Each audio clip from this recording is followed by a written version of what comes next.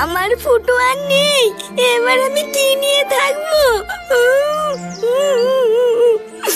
আরে বাবা ঘিন্নি, তোমাকে বললাম না এবার একটু থামো। এইভাবে আর কত কান্নাকাটি করবে বলো তো? থামো বললেই হয়ে যায়? আর আমার ছেলেটা যে আমার কাছে আর কোনোদিন ফিরে আসবে না সেই বেলায়। তুমি আর কি বুঝবা ছেলে হারানোর কষ্ট? আমি তো মা, আমি বুঝি। আমার ছেলেটা যদি থাকতো তাহলে আমাকে কত সুন্দর ডাকতো, ও মা খেতে দাও, ও মা।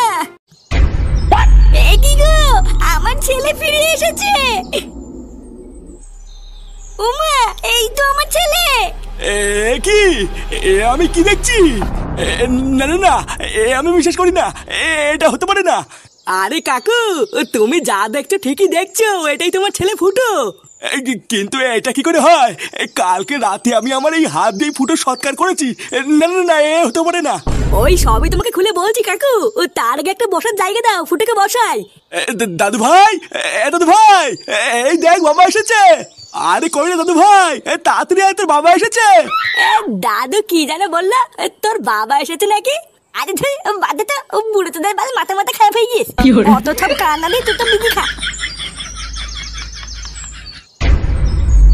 হ্যাঁ রে, কি হচ্ছে এইসব? আমি তো কিছুই বুঝতে পারছি না। আমাদের ফুটো এখনো বেঁচে আছে, এটা তো আমার বিশ্বাসই হচ্ছে না। কালকে রাতে বাড়ির সামনে ফুটো লাশ পড়ে থাকা, তারপরে শ্মশানে নিয়ে গিয়ে সৎ কাজ করা, আর এখন ফুটোকে তোরা নিয়ে এসে আমার সামনে এনে বসিয়ে রেখেছিস। কি লেওড়া হচ্ছে কিছুই তো বুঝতে পারছি না। তোরা সত্যি করে বলতো, এটা সত্যি আমার ফুটো তো? তোরা মজা করছিস না তো?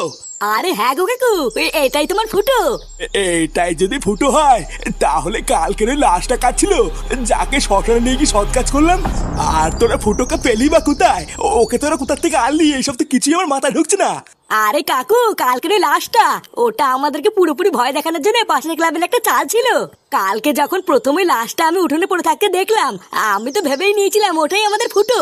কিন্তু এই যে আমাদের পল্টুদা, লাশটা প্রথম দেখে বুঝতে পেরে গেছিল ওটা আমাদের ফুটো না। লাশ দেখে বুঝতে পেরেছিল মানে?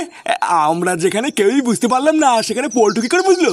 আরে কপালে টিপ দেখে গো কাকু, আমাদের ফুটো সবসময় কপালে একটা সিঁদুরের ফোঁটা টিপ দেয়, কিন্তু কালকের ওই লাশটার কপালে কোনো রকমের কোনো সিঁদুরের ফোঁটা টিপ না দেখেই তো পল্টুদা আমাকে বললো, পল্টুদা এটা তো ফুটো। চুপ, ভালো করে লাশটার দিকে তাকিয়ে দেখ, এটা আমাদের ফুটো না।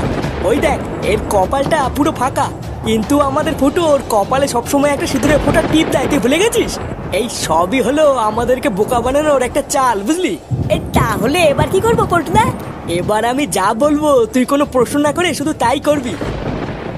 কাকু, ও কাকু তাড়াতাড়ি আসো, ফুটো, ফুটো।